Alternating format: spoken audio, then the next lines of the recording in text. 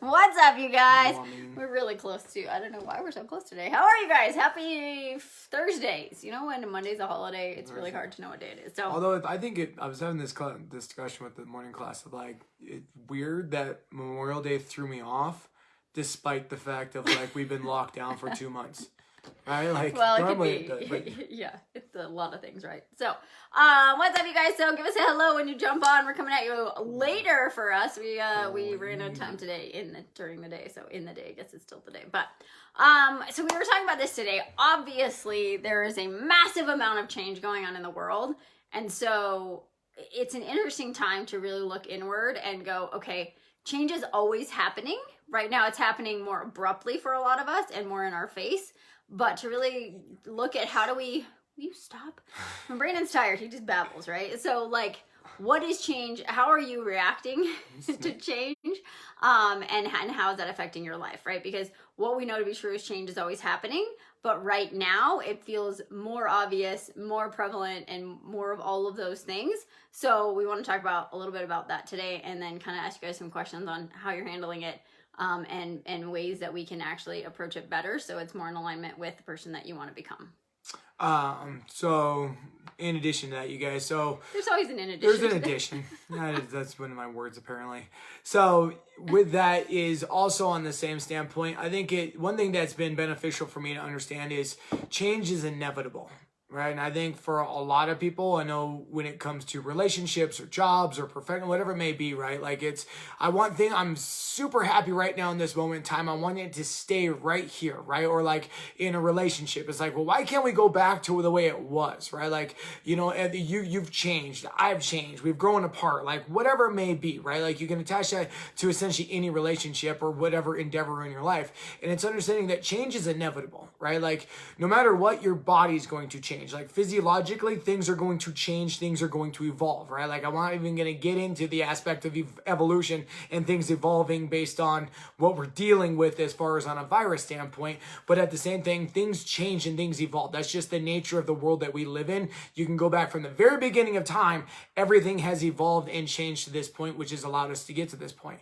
But the part that got us to talking about this today is, we were having a conversation with the client and we were talking about fitness and exercise, and this time frame for the last 2 months has allowed us to expand our way that we do our offering as far as coaching, of trying to work with our clients and meet them at where they're at, and we were having the conversation with somebody who's been showing up every single day when they can, like they work in a hospital setting, like they're doing all that, they're on the front lines, but they're showing up from their house, working out, doing the best that they can, whether it be for a half hour or an hour, every time that they're able to.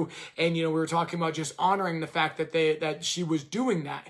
And so it was being able to see that no matter what was basically the obstacle that was thrown in her way, is she was able to roll with the punches and just kind of adjust and expand the way that she's been going through this, right? And so she has coworkers that she works with that are avid exercisers. They take care of themselves. They at least prior to being locked down, they took priority of taking care of themselves.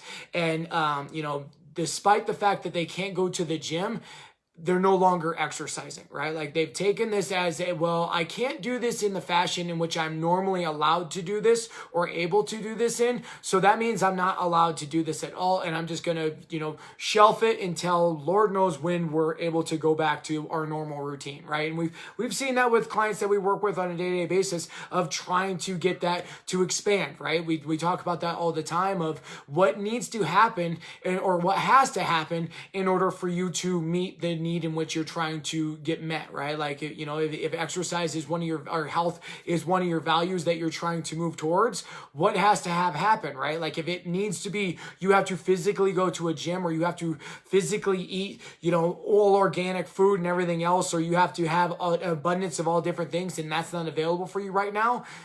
Yet again, if you're stuck in your level of certainty around that is like, I have to have that or else I'm not able to meet that, you've probably met yourself and you're probably running yourself into a wall every single day. And you're probably finding that that's not really serving you through this entire time frame.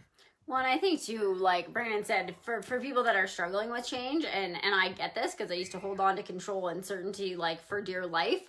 And like thinking back to how I would have showed up 10 years ago, right? I think the thing that you need to understand is that if you're feeling like you need to have control and that's how you're meeting your need for certainty and you struggle with change, you've got to go a couple of levels deeper, because most likely what's actually going on is that you're operating from a place of fear, right?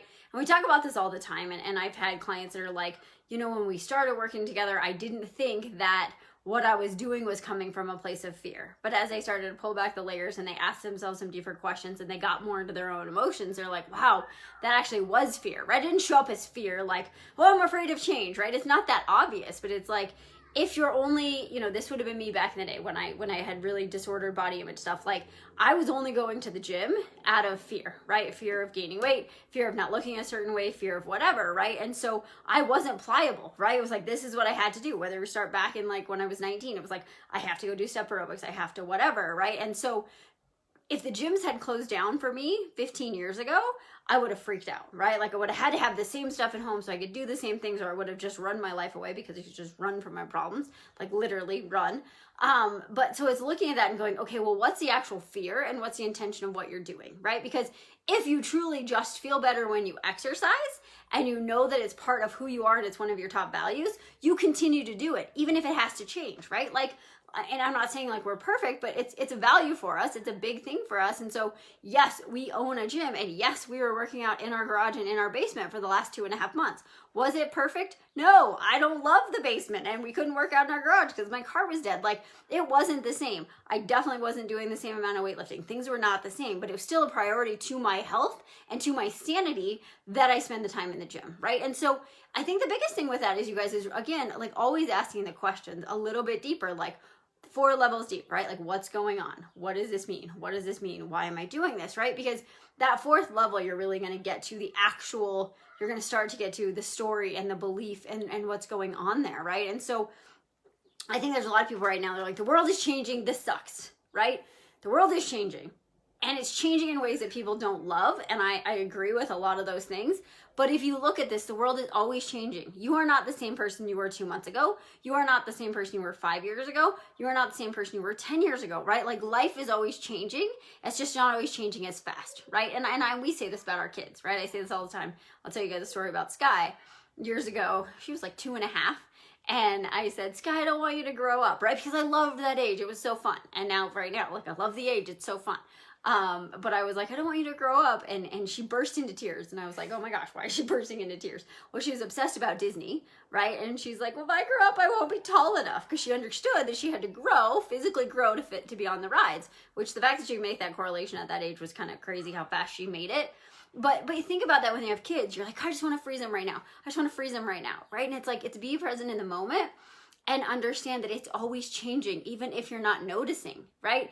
And if you have struggles in your life, maybe it's because change is happening and you're trying to stay where you were, right? Maybe you're the one that actually gets to choose to evolve and change and shift and see this as an opportunity for you to grow. Because here's the thing, you guys, we talk about this all the time. Growth is outside of your comfort zone, right? And we're going to fight like hell to stay in our comfort zone. So maybe looking at change and observing change and going, okay, well, the world is changing and I can choose to change with it and float with it and find the best and focus on the good things. Or I can choose to stay here and continue to stay stuck. And yet again, understand that in life, when there's a problem, it's always you. It's always you. And that's a hard thing to accept, but when there are things going on in your life that you don't love, you are always responsible for shifting them and changing them and loving them and honoring them and moving them to a different place, right? It's not the world around you, it's not your husband, it's not your kids, it's you, right? What do you need to do right now so that you can shift into change and so that you can change into the version of the person that you want to be or that you know that you are, right? Like, how do you get to change in the midst of this change? Hot fire. Well, I think with that, I think that's a topic that we tend to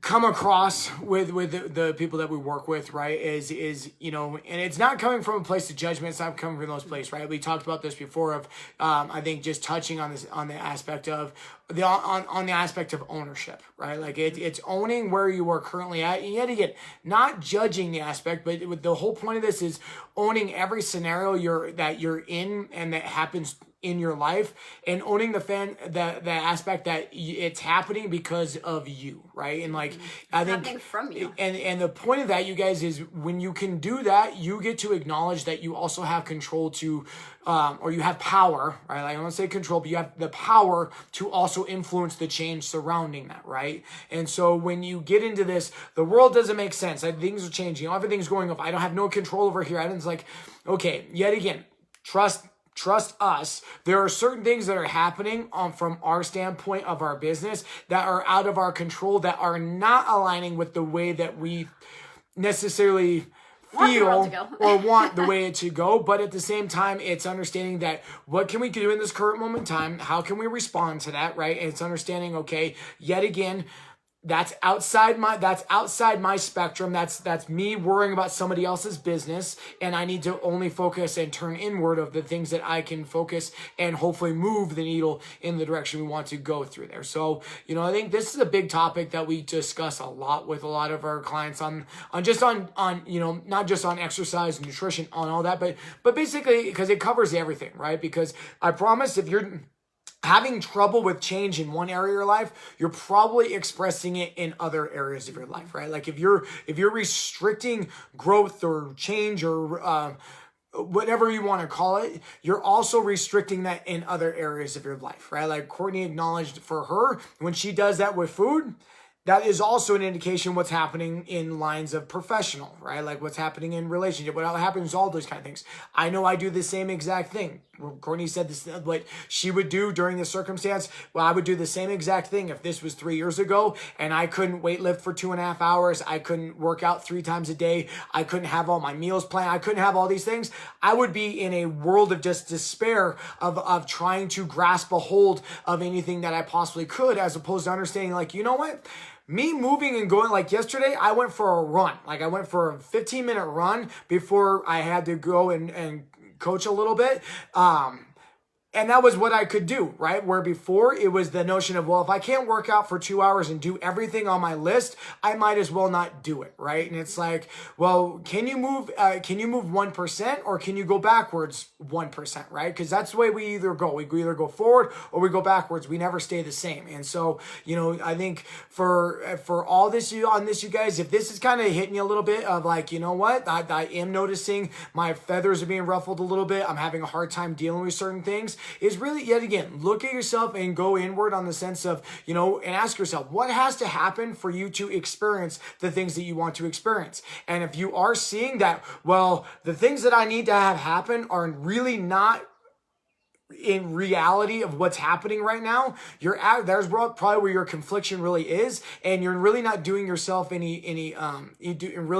service on the sense of allowing yourself to be happy and move in the direction that you want to ultimately move. Right. And I mean, if you think about, like, when we think about change, like, we like change when we think we're in control of it, right? Like, how many people come to the gym and they're like, I want to change my body, I want to change my habits, I want to change these things, but like, it's a forced change, right? Like we don't like change when it's happening to us, but we like to create change, right? And so you get to understand that in the midst of change happening around you, you get to shift with it, right? Like everything we teach are small, subtle shifts so that you can be the best version of yourself, right? Whether it doesn't matter what the world's doing around you, you get to just focus on you and you get to shift all of those things. So hopefully that helps.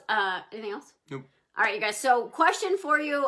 If you catch the replay on this, drop us a line. If you're watching this, we've been kind of debating. We've had some people reaching out, kind of wondering more about the Shift program. So we're contemplating doing a beta group program. So if you guys want more information, we're still working on the details, but if you guys want more information on what that beta program would look like, it's going to be working on all the aspects of your life, shifting into more happiness, pulling back the layers, doing all the stuff we talked about for the last 62 episodes. So obviously the beta program would be helping us really nail down what a group program would look like, because we've been doing a lot of this one-to-one. So if you're interested in that, you want to know more, drop us a DM or a comment below and let us know, and we'll keep you posted as the details come about. So hope you guys are well, and we'll talk to you tomorrow. Thanks, y'all.